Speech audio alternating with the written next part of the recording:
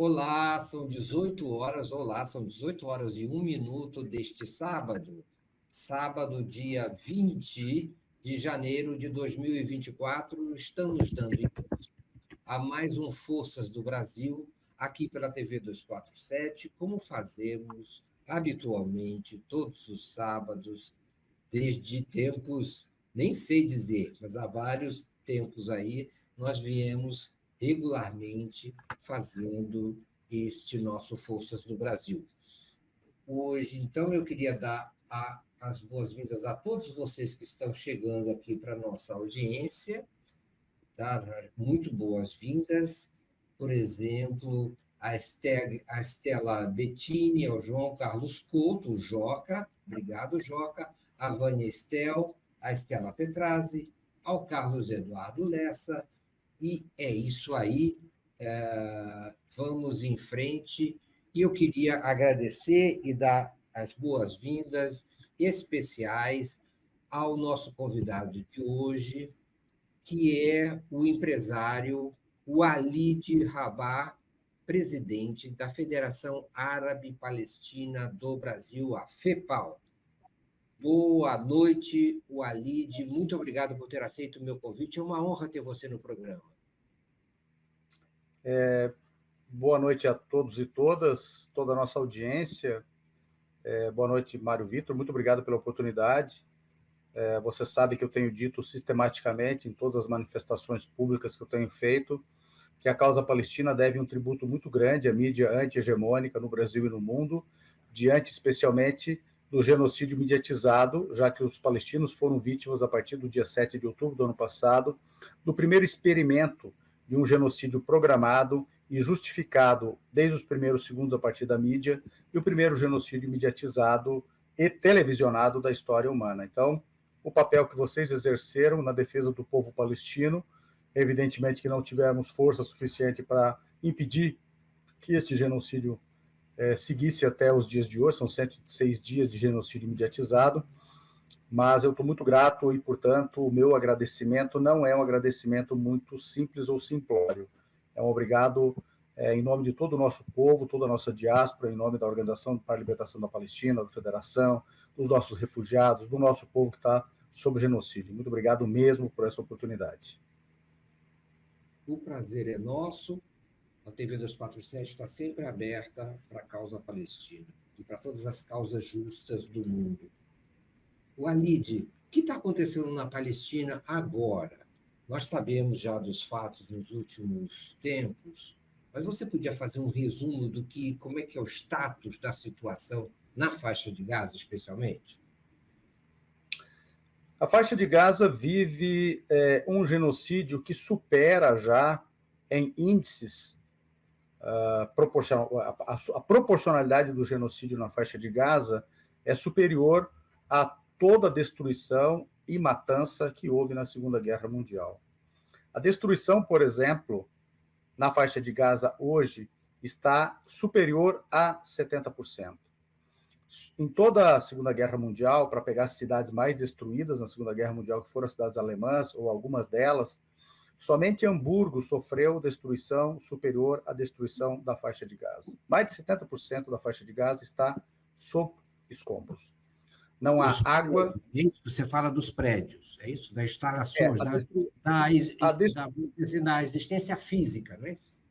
A destruição da infraestrutura, porque ela integra o projeto de limpeza étnica, ela integra o projeto de solução final, ela integra o projeto de inabitabilidade. Então, destruir, por exemplo, 60% das residências, destruir praticamente todas as escolas, destruir praticamente todas as mesquitas, os centros comunitários, as igrejas, os hospitais, que todos sabem, mal funcionam precariamente, 10% da estrutura de saúde da faixa de Gaza. 2 milhões de deslocados de uma população de 2.223 habitantes. Neste particular, tem um dado a mais. Durante a limpeza étnica que a Palestina sofreu de 18 de dezembro de 47 a 1951, quase 4 anos, 88% da população palestina foi expulsa ou morta dos 78% de território tomados para se tornar Israel.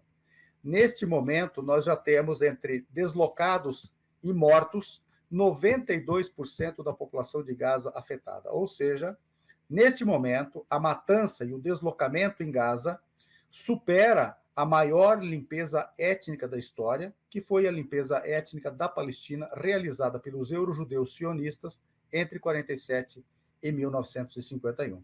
Naquele momento, também, a destruição esteve na casa dos 86%.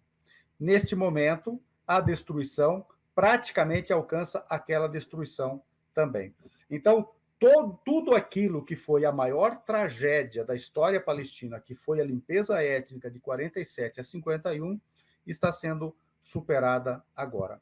Nesse momento, exatamente, 1,45%, quase 1,5% da população de Gaza foi dizimada nesses 106 dias de genocídio.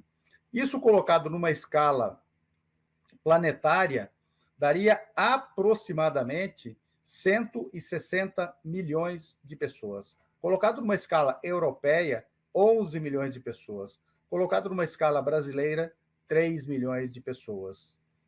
Esse é o tamanho do genocídio. Por isso que muitos funcionários da ONU estão dizendo que esse é o maior genocídio da história.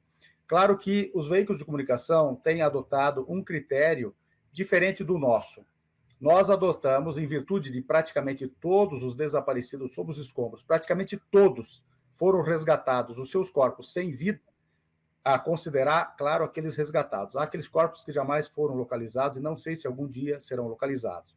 Nós temos agora 25.130 mortes confirmadas pelo Ministério da Saúde da Palestina e pela ONU. Existem 7 mil desaparecidos sob os escombros. Quer dizer que nós já temos mais de 32 mil mortos em uma população de 2 milhões e 200 mil habitantes. As crianças, nesse momento, alcançam quase 17 mil. São 52,2% das mortes. Aqui, Mário, tem um dado horrível. Segundo a Save the Children, de 2019 a 2022, considerando os próprios anos, portanto, em 4 anos, não morreram 9 mil crianças em todos os conflitos bélicos no mundo. Isso deu 0,28 crianças mortas por milhão. Esse é o dado para as guerras no mundo. Para a Palestina, o dado é muito... ele é até surreal. São 7.372 crianças, quase 7.400 crianças assassinadas para cada 1 milhão. Isso dá 26.318 vezes mais crianças palestinas assassinadas por Israel do que a escala de mortes em outras guerras no mundo nos últimos 4 anos. Eu vou repetir. Israel mata 26 mil vezes mais crianças nesta escalada genocida do que nas guerras acontecidas nos últimos 4 anos em todo o mundo. Isso proporcionalmente, de 0,28 para 7.400 quase, por milhão. Isso quer dizer que a morte de crianças é absolutamente programada por Israel. A morte de mulheres está agora em quase 8 mil, considerando as 700 desaparecidas. São 7.200 mortas. Acredita-se que 10% delas tenham sido assassinadas, infelizmente, grávidas. Nós não temos esse dado precisado, mas seria um duplo homicídio. E quase 8 mil mulheres mortas, considerando as 700 desaparecidas. 25% dos mortos são mulheres. E perto de 3,5% dos assassinados são idosos, o que dá 82% de todos os mortos nesse genocídio.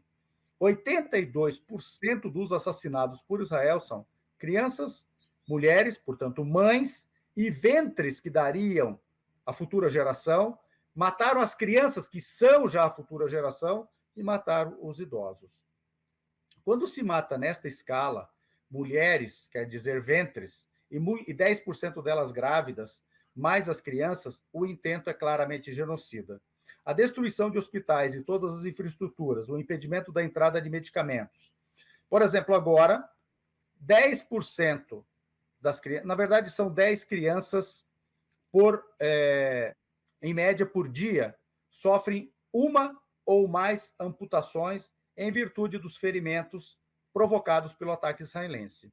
A maioria delas está sofrendo amputações, só para nós termos a ideia da gravidade da falta de medicamentos, sem anestésicos. Isso é um crime de lesa humanidade brutal. São 3 mil pacientes de câncer que há 106 dias, Mário, não tratam de câncer. Dos 2 milhões de deslocados, veja só o tamanho, 87% mais ou menos da população palestina de Gaza, 15% dessa população, quer dizer, 300 mil, tratavam de alguma doença. E há 106 dias não tratam. Segundo a ONU, 600 mil palestinos de Gaza sofrem nesse momento de alguma doença infecciosa em decorrência da chuva, do frio, porque lá é inverno, do desabrigo, das inundações e, claro, do ambiente tornado insalubre em virtude dos quase 70 mil feridos sem tratamento. Imagine 70 mil feridos sem tratamento entre os 2 milhões de deslocados e os cadáveres que estão apodrecendo sob os escombros, que não são apenas de pessoas, mas também de animais, todos os tipos de animais. A ONU estima, para dar um tom da gravidade desses dados, e a Milena aqui comenta até quando os Estados Unidos vão ficar fazendo o que querem no mundo. E, de fato, esse genocídio é um genocídio estadunidense. Israel apenas executa. Para nós termos uma ideia da gravidade, a ONU estima que, em virtude da falta de comida, água, das doenças infecciosas, dos ferimentos sem tratamento, da ausência de medicamentos de todos os tipos, uma quantidade de pessoas equivalente às que já morrerão. Isso quer dizer que, se isso acontecer, infelizmente, nós poderemos ter 3% da população de Gaza dizimada em mais ou menos 4 meses, já que o Netanyahu quer esticar essa matança até, pelo menos, final de fevereiro. Então, 3% da população de Gaza assassinada quer dizer que seriam 21, 22 milhões na Europa, na equivalência. Seriam mais ou menos 6 milhões no Brasil, mais até, e seriam perto de 300 milhões no mundo, 250 milhões no mundo. Esse é o tamanho do genocídio. Os feridos já são mais de 3% da população palestina, a maioria com gravidade ou amputações. Quer dizer, uma população, 3% da população palestina, ficará inválida. Grande parte dela, crianças, e outra parte dela, pessoas em idade adulta de trabalhar e mulheres. Por fim, segundo dados mais ou menos estatísticas que a gente utiliza para medir a quantidade de civis, aplicando ao caso palestino, 97,2% dos assassinados hoje em Gaza são civis. Provavelmente, portanto, também 97,2% dos quase 70 mil feridos também são civis. Só para nós termos uma ideia, um último comparativo que eu quero fazer, durante a Segunda Guerra Mundial, que durou 6 anos, na Alemanha morreram 600 mil civis. Esses 600 mil civis corresponderam a 5,5% dos alemães que morreram. Isso dá, proporcionalmente, 17,5 vezes mais a matança de civis comparada com a da Alemanha na faixa de Gaza hoje. Sob todos os aspectos possíveis de analisar, há evidências muito concretas, muito até mesmo impassíveis de refutação, um genocídio em uma escala jamais vista sendo executada por Israel na faixa de Gaza. Esse é o quadro atual da faixa de Gaza, infelizmente. Eu já vou dar continuidade à nossa conversa. Antes, eu queria pedir para vocês que estão nos acompanhando ao vivo, aqui nesse Forças do Brasil, que compartilhem essa nossa transmissão com aquelas pessoas que vocês julguem que merecem e que precisam receber esse nosso conteúdo. por favor, deem o like aí na transmissão do YouTube, apertem o sininho para receber as notificações. E se você quiser, achar que é o caso, faça manifestações aqui na nossa área de comentários, aqui do lado direito. Assine em Brasil247.com/apoio, pode ser membro solidário, e você pode doar pela chave pix@brasil247.com.br. Pode também enviar manifestações, perguntas, sugestões pela chave, pelo super sticker e super chats aqui na nossa área de comentários. Walid, esse seu levantamento aí tão importante, esse seu levantamento comparativo, sugere uma matança em larga escala e, em grande parte, de civis, enorme parte de civis. Mas o objetivo de Israel não seria eliminar o Hamas? Qual é o objetivo, afinal, de Israel, na sua interpretação, à luz dos números do conflito? Veja, em primeiro lugar, Israel elimina o Hamas há 76 anos. O Hamas passou a existir há 88 anos, desde 88. A Palestina vive sob ocupação, apartheid, limpeza étnica e um experimento social genocida promovido por um projeto estrangeiros, euro-judeus, que foram sequestrados por uma ideologia colonial, o sionismo, desde 18 de dezembro de 1947. Na verdade, Israel tem um projeto muito claro. Quando, em 1896, na obra, para pegar essa data, né, quando circulou pela primeira vez a obra do Theodor Herzl, o pai do sionismo, um jornalista austro-húngaro de família judaica, ele não poderia ser considerado exatamente judeu porque ele era ateu, se ele não professava o judaísmo, que é uma fé religiosa. Mas, enfim, de todo modo, ele foi um grande promotor do sionismo, um movimento nacionalista, na verdade, colonial, racista e supremacista, nascido na Europa, em 1896, na obra O Estado Judeu, uma espécie de Mein Kampf sionista.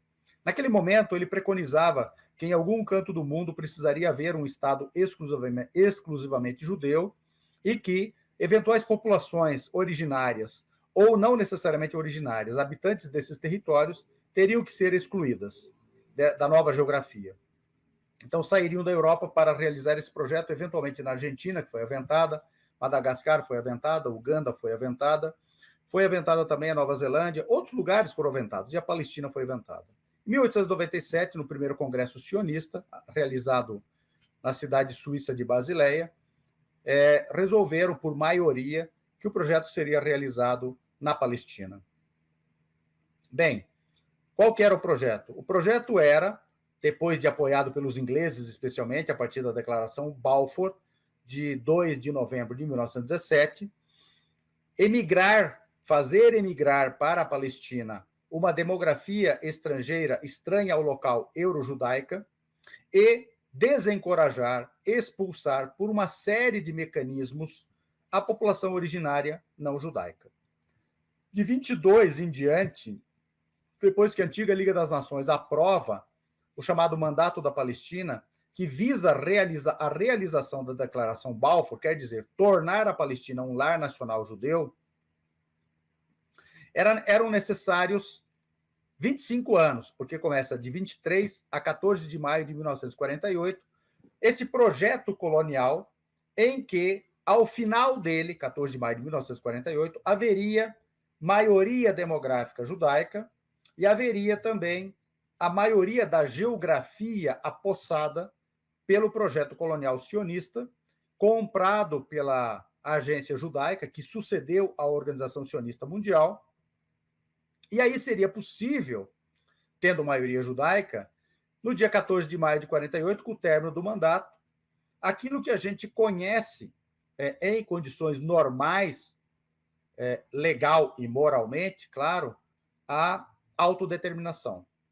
Acontece que o projeto fracassou. O projeto não realizou a maioria judaica. Em 27 de maio, em 1947, antes do término do mandato, os britânicos não têm mais condições de administrar aquele território da Palestina, e entregam o problema para a ONU resolver. Qual era a realidade do projeto colonial sionista? Apenas 30% ou menos da população da Palestina naquele momento era judaica.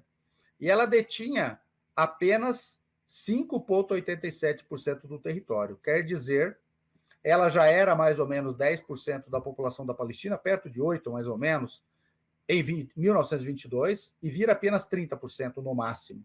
Ela já tinha 3% das terras na Palestina, em 1922, e chega ao término, praticamente término do projeto colonial, com apenas 5,87%. É uma pastelaria que faliu.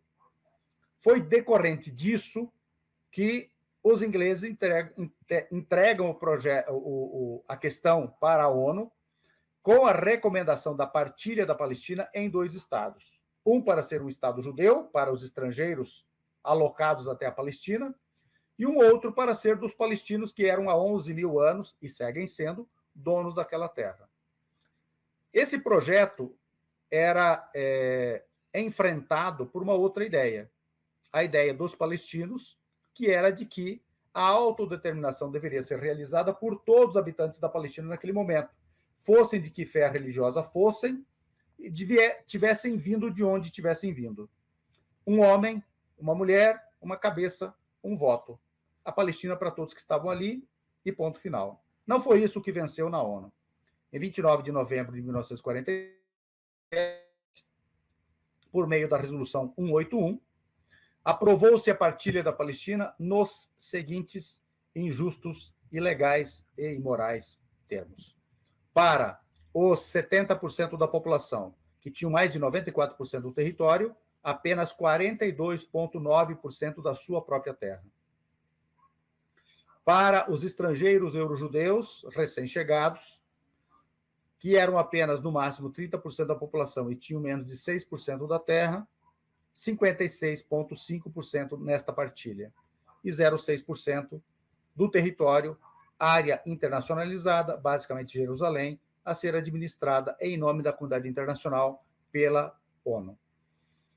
Em 18 de dezembro de 1947, ainda 47, 2 semanas e pouco após a recomendação de partilha, grupos armados eurojudeus, Irgun, Stern e Haganah especialmente, passam a atacar uma série de localidades de maioria palestina para expulsar a população pela força, pelo terror e por mortes, feridos e destruições. Esse processo dura, na sua primeira fase, até 14 de maio de 1948. Ali já havia dentre 250 e 300 mil palestinos expulsos ou mortos. Em 14 de maio de 48, o sionismo se autoproclama Estado, se autodenomina Israel e prossegue a limpeza étnica já com o exército organizado, já com armamento britânico apossado pelos sionistas e com a ajuda de outras potências, especialmente da então União Soviética, que mandou entregar armamento tcheco moderno para os grupos sionistas, e com isso a limpeza étnica prosseguiu até 1951, 2 anos após o armistício, que foi em 1949.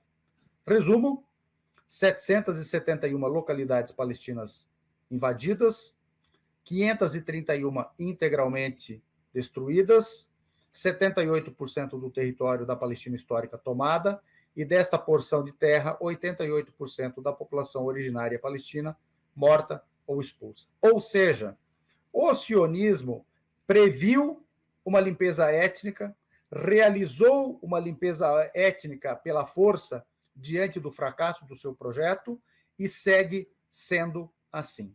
Uma prova cabal disso, para fechar o tema, vamos assim dizer, é uma lei aprovada pelo parlamento israelense em 2018. O nome da lei exatamente é este: Lei Básica Israel, o Estado-nação do povo judeu. No item 1, que é dos princípios básicos, ele diz o seguinte: a realização do direito à autodeterminação nacional do Estado de Israel é exclusiva do povo judeu.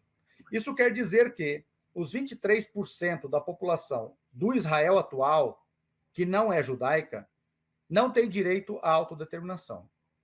Considerando que, além do mais, o Netanyahu apresentou, no ano passado, um mapa da ONU, na ONU, da Palestina, sem a Palestina como Israel, ele considera que o direito à autodeterminação dos judeus se realiza em todo esse território.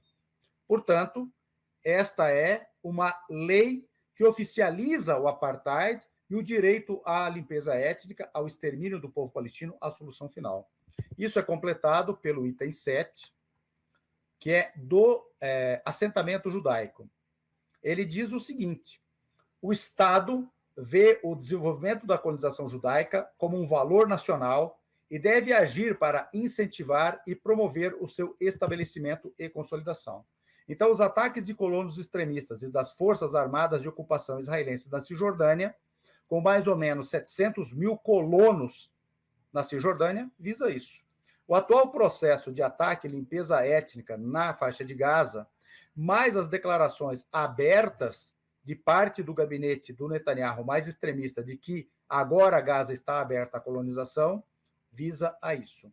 Então, fora isso, tomar as reservas gasíferas que existem na Palestina, especialmente na costa mediterrânea de Gaza, cuja riqueza é estimada em 500 bilhões de dólares a 900 bilhões de dólares, ou seja, quase 1 trilhão de dólares. E há também algumas reservas petrolíferas e gasíferas dentro da placa terrestre palestina, especialmente numa região chamada Salfit, que por acaso está entre as mais atacadas pelos colonos euro-judeus sionistas e pelas forças de ocupação israelenses.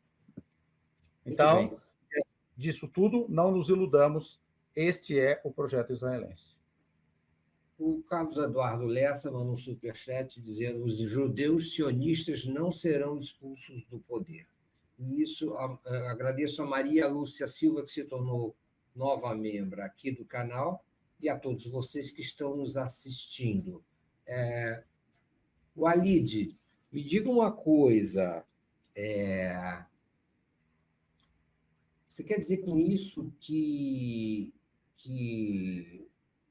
a batalha está terminada? Você quer dizer, ou isso é ainda um processo em andamento? A resistência palestina é significativa e ela tem alguma chance na faixa de Gaza? Esse é, talvez, o grande debate. Israel, ou o projeto sionista, ele não fracassou só ao não conseguir, em 25 anos, de 1923 a 48, realizar a maioria judaica, quer dizer, demografia e geografia judaizada na Palestina. Quando ele tenta tomar toda a Palestina pelo terror, ele toma apenas 78% dela, quer dizer, apenas para o projeto sionista. É por isso que ele precisa da guerra de 67, para tomar o restante. Só que em 67, a população palestina já havia entendido que não haveria clemência da parte israelense, que o seu projeto era de expulsão, então ela resiste e não sai. Além do mais, não havia condicionantes geopolíticas para promover uma barbárie de limpeza étnica em 67. Então, aquilo que nós conhecemos e chamamos de Israel, que quer toda a Palestina, tem a seguinte realidade, esse é o primeiro elemento.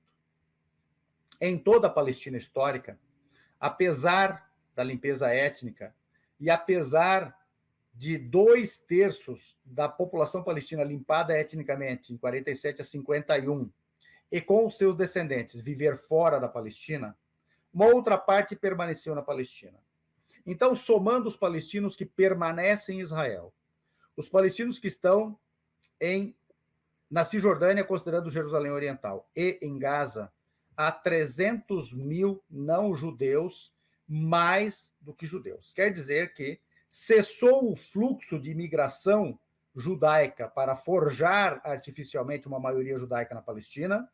Os palestinos resistem na Palestina, e isso impede que a maioria judaica se realize. Essa pode ser, portanto, uma das razões, uma perna nova, para o tamanho do extermínio na faixa de Gaza, ou seja, limpar etnicamente a faixa de Gaza para reequilibrar, na visão sionista, que é absolutamente doentia e genocida, uma recuperação, restauração de uma maioria judaica. Então, este é o primeiro elemento. O segundo elemento é de ordem internacional. O sionismo não goza mais da fragilidade moral do Ocidente, porque toda a matança dos euro-judeus na Europa é culpa do Ocidente.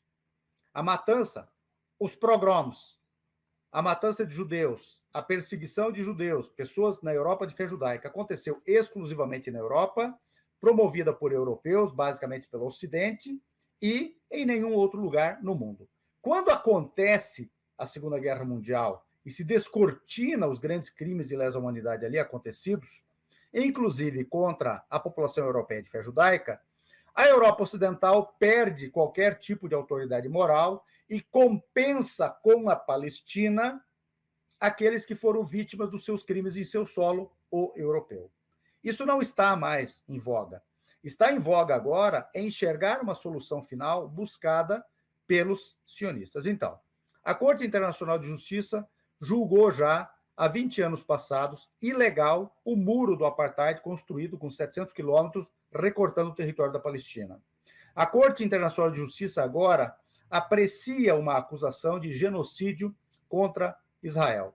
6 relatórios da ONU e todas as ONGs internacionais de direitos humanos já lavraram relatórios importantíssimos detalhando e acusando Israel de ser um regime de apartheid baseado na supremacia judaica. Israel começa a ser boicotado, ou seja, a política de boicote, desinvestimento e sanções que derrubaram o apartheid na África do Sul já são uma realidade. Países e líderes, dentre eles o brasileiro, já acusaram Israel de estar cometendo genocídio. Tudo isso é uma nova realidade. Então, a resistência palestina até os dias de hoje fez resultar esta nova realidade, que ninguém acreditou que aconteceria. E, por fim, uma coisa que talvez algumas pessoas não levem em consideração, mas eu levo. Nós levamos. Alguém imaginou algum dia que as organizações sionistas, Mário, no Brasil, seriam acusadas de cúmplices do genocídio na Palestina? Seriam acusadas de desestabilizar o processo democrático e perseguir jornalistas, intelectuais, acadêmicos, políticos, parlamentares, ativistas dos direitos humanos no Brasil? Isso era impensável pelo medo da acusação tosca, vulgar, inculta e anti-histórica de antissemitismo. Nós estamos vendo agora as organizações sionistas no Brasil sendo confrontadas por apoiar o genocídio. Os empresários que emitiram uma carta contra o Estado brasileiro por apoiar a investigação do genocídio estão sendo acusados publicamente. Estão começando a pedir boicote às suas empresas. As suas empresas estão sendo analisadas pela opinião pública, pela demografia democrática brasileira, pela demografia humanista brasileira, pela grande vontade política e social brasileira, pelo fim do genocídio na Palestina. Diante disso tudo, eu acho que é uma grande vitória palestina de um povo pequeno, desarmado, que conseguiu, Mário, não sei se você concorda, não sei se os... Mas veja, todos os dias se fala de Palestina. Qual a agenda do pós-guerra que conseguiu manter a sua causa todos os dias no mundo como agenda das pessoas? O povo palestino foi heróico nesse processo. Na verdade, o povo palestino se demonstrou invencível. As armas apenas e a arrogância imperial não são suficientes para derrotar um povo que vive 11 mil anos na sua terra. Walid, e do ponto de vista militar, você acha que dá para fazer uma avaliação de como é que está a situação, se os palestinos surpreenderam, se existe alguma chance desse conflito infligir tantas perdas a Israel que lhe faça,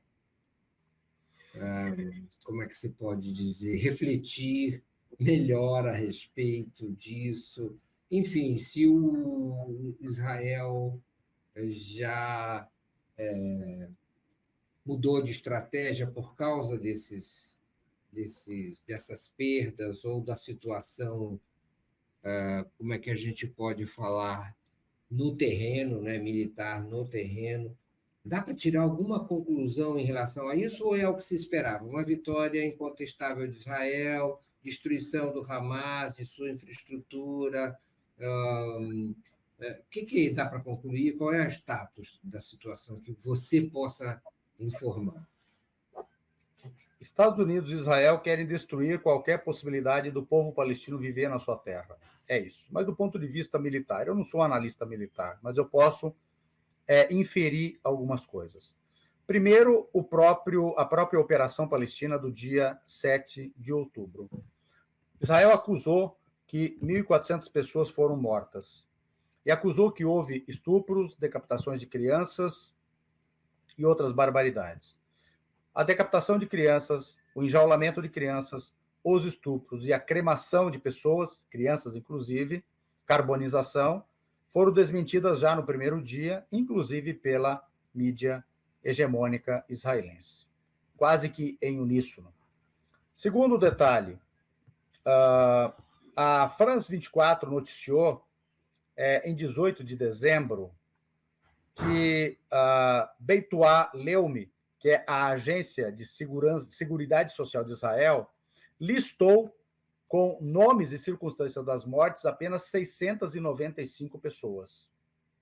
E agora, familiares de pessoas que morreram no dia 7, do lado israelense, claro, pediram uma investigação para apurar a morte pelas próprias forças israelenses de 365 pessoas.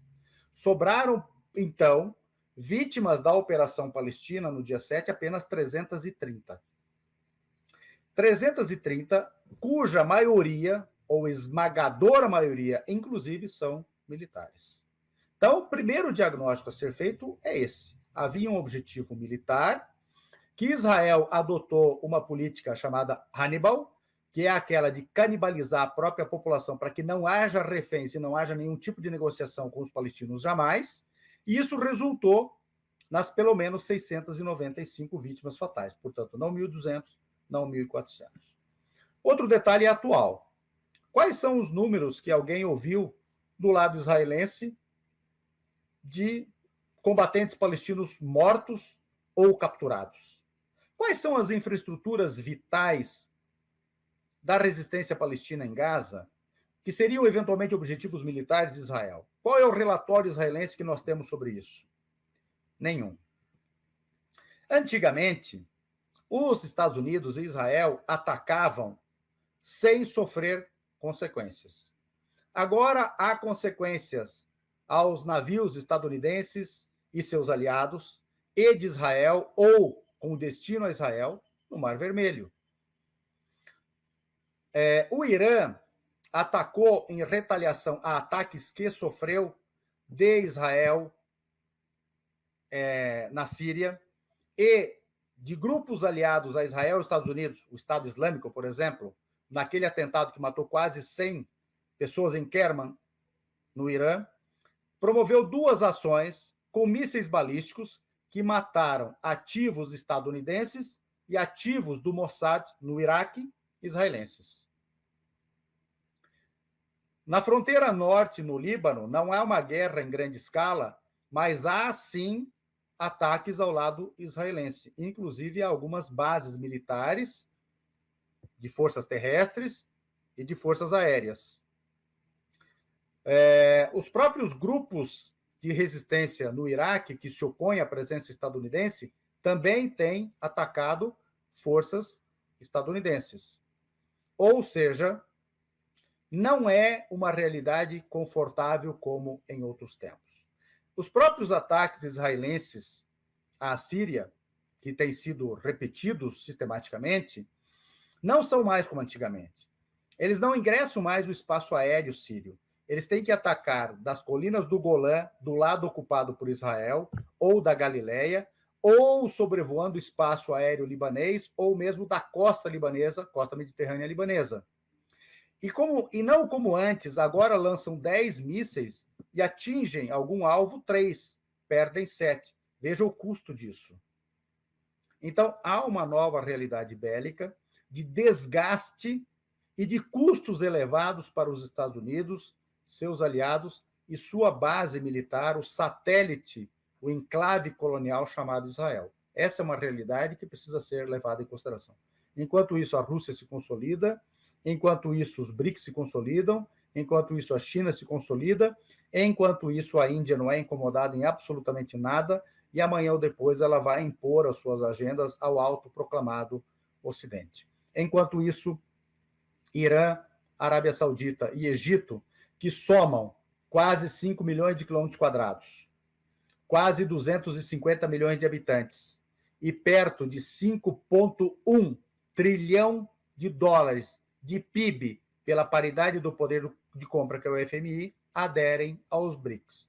Essa é a nova realidade contra a qual reagem os Estados Unidos e impõe esse genocídio e impõe uma ameaça de armas nucleares pela boca estriônica de alguns fanáticos e racistas e fascistas israelenses ameaçando jogar bombas atômicas na faixa de Gaza. Mário, não nos iludamos. Esta ameaça estadunidense aos seus adversários de peso no Oriente Médio, especialmente o Irã. Afinal de contas, lançar armas nucleares sobre a faixa de Gaza atingiria, pelas consequências radioativas, a população israelense, quase toda ela. E, Walid, me diga uma coisa, antes da operação, digamos assim, de 7 de outubro, não é isso? Havia uma intensificação do lançamento de foguetes se atribuía ao Hamas, eu acho que o Hamas até assumia, contra Israel.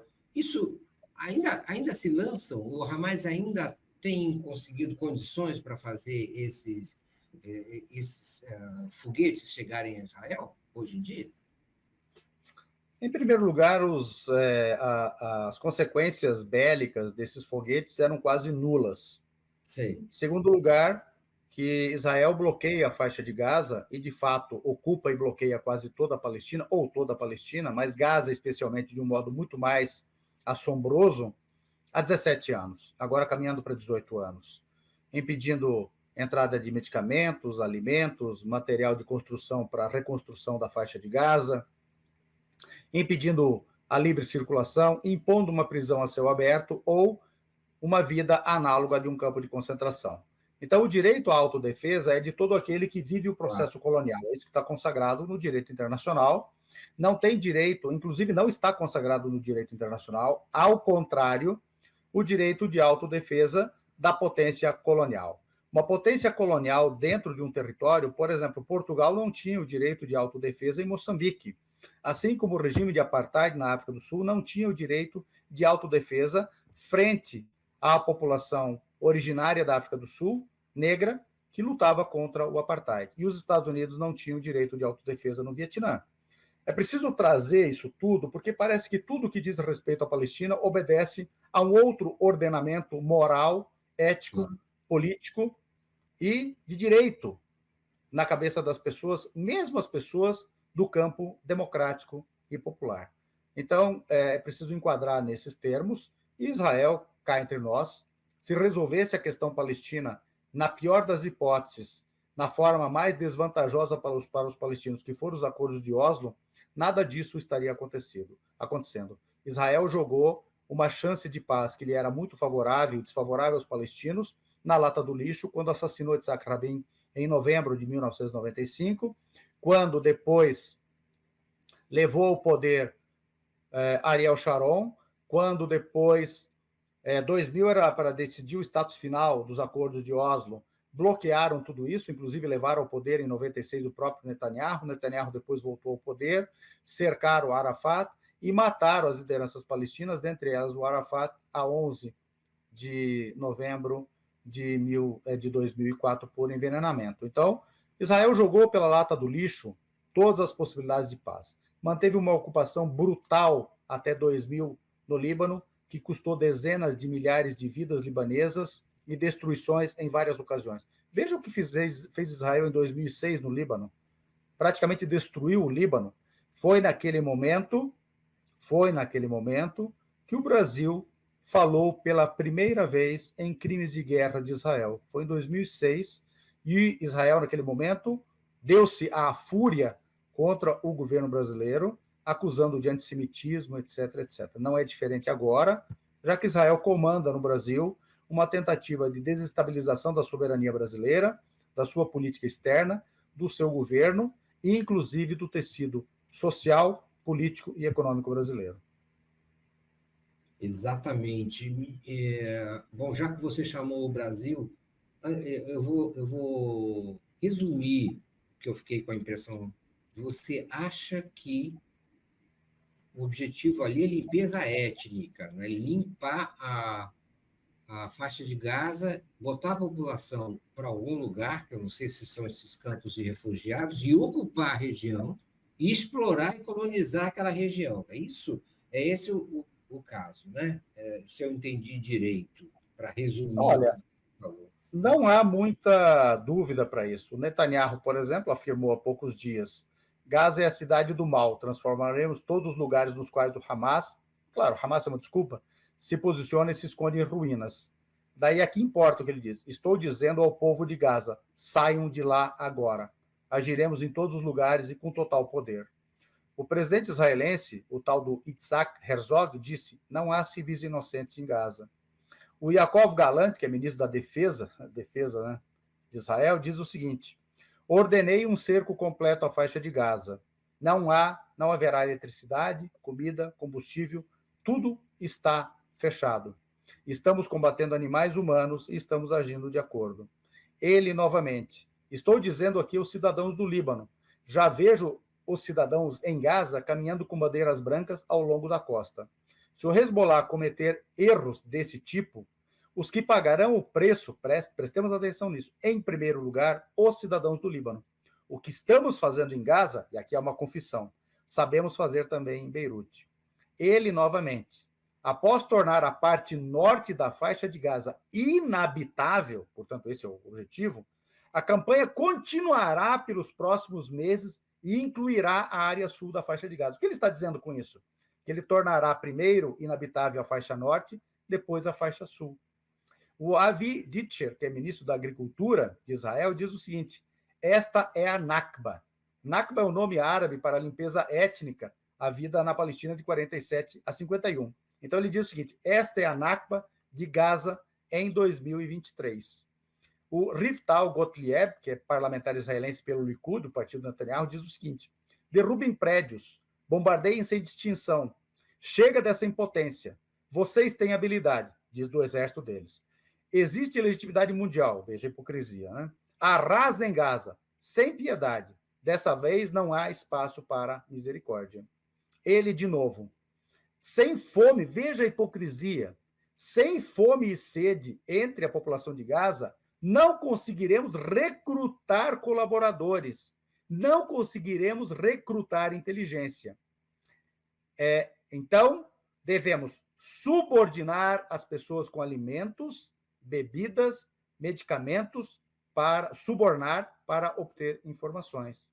Finalmente, Ram Ben Barak, que é parlamentar israelense de outro partido extremista, o Yesh Atid, diz o seguinte: se todos em Gaza são refugiados, e de fato 70% são, não todos, mas 70%, então vamos dispersá-los pelo mundo. Há 2,5 milhões de pessoas lá. Cada país poderia acolher 20 mil. 100 países, é humano, é necessário. Amishai Eliyahu, ministro do Patrimônio de Israel: uma das opções é lançar uma bomba atômica em Gaza. Rezo e espero pelo retorno deles, os reféns. Mas há também um preço a pagar. E, por fim, Yaakov Kish, ministro da Educação de Israel: esses são animais, não têm o direito de existir. Não estou debatendo como isso acontecerá, mas eles precisam ser exterminados. Se isso não é uma pretensão de limpeza étnica e de genocídio, é pouco provável que nós encontraremos, em algum momento da história humana, um desejo, um intento de genocídio, de extermínio de uma população e de solução final. O regime israelense, que é de apartheid e genocida, busca, sim, uma solução final na Palestina e está promovendo ela neste momento, nesta fase brutal, em Gaza. O Carlos Azevedo te pergunta: alguns comentaristas daqui do 247 dizem que esta posição não é unânime no Estado de Israel. Isso procede? Unânime não é. 82%, algumas pesquisas colocaram 92% da população de Gaza, neste momento, apoia o genocídio na faixa de Gaza. Isso não quer dizer que essa é uma população criminosa, essa é uma população sequestrada pelo regime sionista de Israel, pelo seu projeto, e por uma educação absolutamente fascista, desumanizante dos palestinos, que visa fazer o israelense crer desde tenra idade, quando está no jardim de infância, de que os palestinos são os novos nazistas e que representam um perigo existencial para qualquer judeu no mundo, e que eliminar esse perigo existencial é necessário. Essa educação também diz, pelo lado das escolas religiosas, hoje em dia cada vez maiores em Israel, que a realização de profecias bíblicas precisam do esforço bélico israelense neste momento, e que a população palestina é aquela população retratada nos mitos velho-testamentários, ou seja, aqueles povos que lá atrás eram eliminados por ordem divina, claro, um deus étnico, Jeová, um deus inventado para escolher um determinado grupo, que era um deus, portanto, de um grupo determinado a eliminar outro sob esta ordem divina. Então, o campo da paz hoje em Israel, infelizmente, é praticamente inexistente, assim como foi necessário a pressão mundial para que a África do Sul se dobrasse, vai ser necessário também em Israel. Não há um campo da paz hoje em Israel, a opinião pública israelense é uma opinião pública genocida, e é pouco provável que tenha havido em algum momento da história, e eu duvido que a população alemã chegou a estar com o nazismo nesta proporção. Portanto, na minha opinião, jamais houve uma opinião pública para o genocídio como há hoje em Israel. Isso é lamentável, isso não faz com que essa população israelense seja passível de criminalização. Nós não podemos cometer o mesmo erro da barbárie sionista. Nós temos que trabalhar para mudar isso. Mas, infelizmente, esta é a realidade objetiva. Pesquisas outras dizem que entre 60% e 70% da população israelense diz que não gostaria de ter árabes residindo no mesmo prédio, no mesmo bairro ou perto, ou trabalhando com árabe. Nesse caso, eles chamam de árabe os palestinos, ou seja, os não-judeus. Esse é o maior percentual existente de racismo anti-palestino na história de Israel. Por fim, eu acho muito importante considerar que essa ideia de que há uma esquerda em Israel e que esta esquerda seria alguma coisa importante, relevante, humanizante em Israel, isso é absolutamente inadequado. A esquerda sionista foi a que realizou todos os crimes de lesa humanidade contra os palestinos sob sua hegemonia de 47 a 77.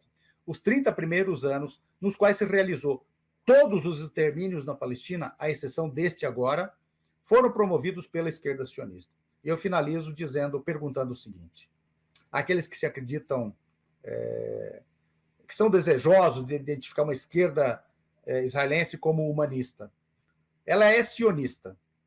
Eu pergunto: é possível haver nazismo de esquerda, fascismo de esquerda, colonialismo de esquerda, apartheid de esquerda, extermínio de esquerda, genocídio de esquerda, fascismo de esquerda? É possível haver um Hitler de esquerda, um Mussolini de esquerda?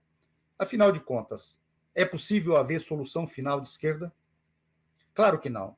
Então, nós precisamos desmistificar o sionismo, desmistificar Israel e desmistificar tudo que há no mundo para compreender melhor a faceta perigosa que é Israel para o mundo.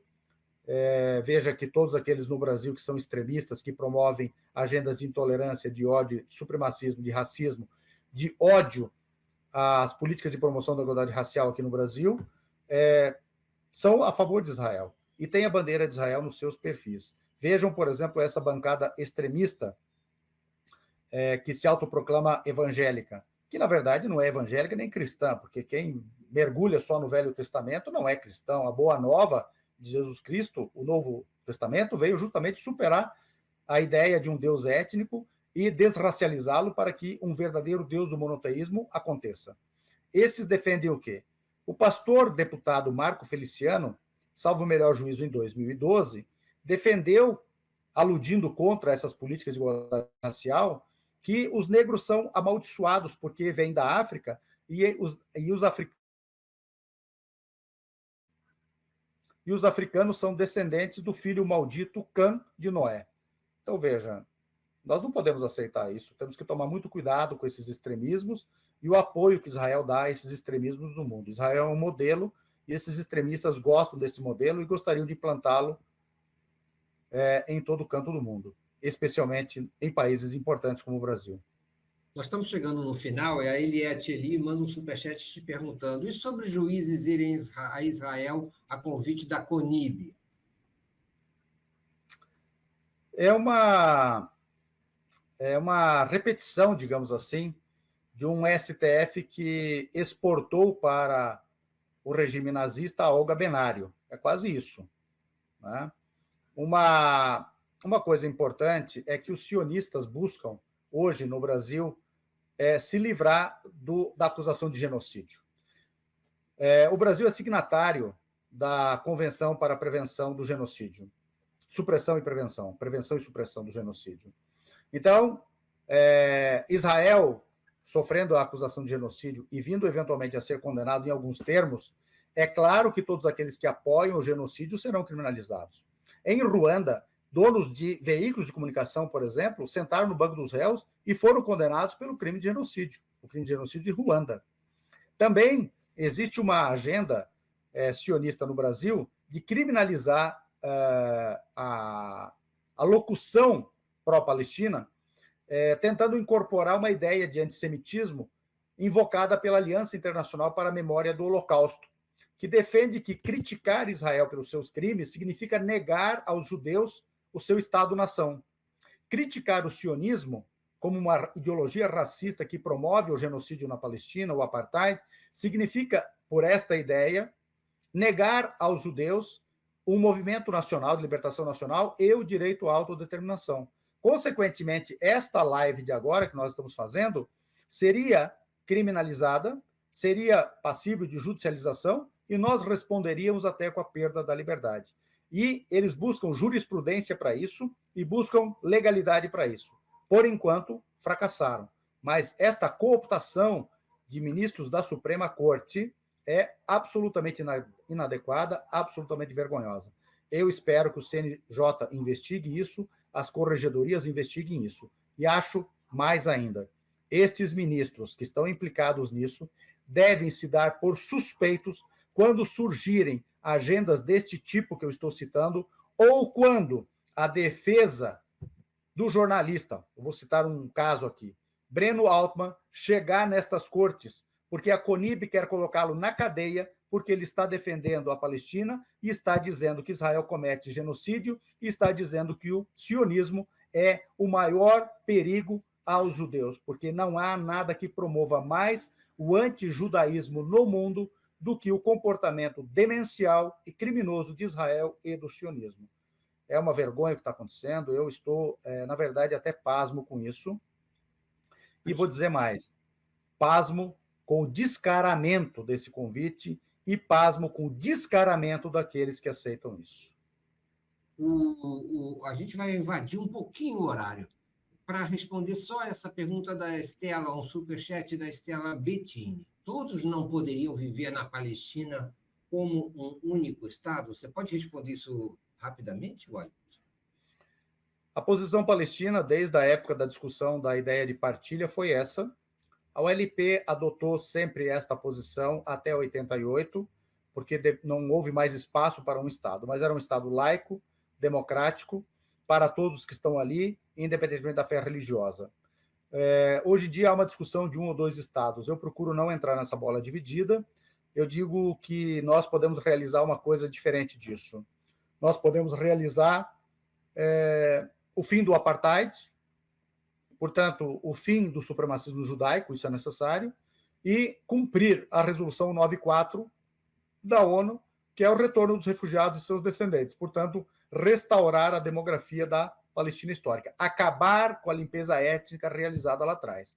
Com isso, haverá uma Palestina restaurada, e não importa de que maneira será feito este arranjo. Eu espero que judeus e não judeus, palestinos e imigrados à Palestina europeus saibam viver nesta terra em paz, harmonia, segurança, promovam uma democracia vibrante, desenvolvida economicamente e que ajude a desenvolver a região e não ameacem os povos vizinhos. Nós lutamos por isso e eu espero que tenhamos parceiros do lado israelense para isso. Muito bem, chegamos ao final, por decurso de prazo, dessa nossa conversa com Walid Rabal, o presidente da Federação Árabe-Palestina do Brasil. Walid, eu queria te agradecer muito, foi uma honra, foi uma alegria, apesar do tema. Foi um privilégio poder ter a sua atenção e conversarmos sobre esses assuntos no dia de hoje aqui na TV 247. Muito obrigado, Walid. Eu agradeço muito, eu vou colocar aí no nosso chat interno um link, que é o link bom, não sei se ele foi, é um link do nosso abaixo-assinado, que visa apoiar o Brasil na sua posição de adesão à petição da África do Sul, que pede a investigação de genocídio na Palestina. Vocês viram que tem um abaixo-assinado de empresários sionistas que apoiam Israel, justamente em sentido contrário. E eu gostaria também que vocês dessem uma atenção para a gente numa campanha humanitária de arrecadação de recursos para absorver e ajudar os repatriados palestinos e seus parentes refugiados que fugiram de Gaza e vieram para o Brasil, generosamente possibilitado isso pelo Brasil, que é a ajudegaza@gmail.com, com a qual nós estamos fazendo este acolhimento, inclusive com muito sucesso, graças a Deus. ajudegaza@gmail.com. Tá aí? Obrigado, Walid. Boa noite. Até uma próxima ocasião. Muito obrigado. Obrigado a vocês. Gente, a gente volta com Forças do Brasil no próximo sábado, nesse mesmo horário. Fiquem agora com a continuidade da programação da TV 247. Muito obrigado pela audiência e até lá.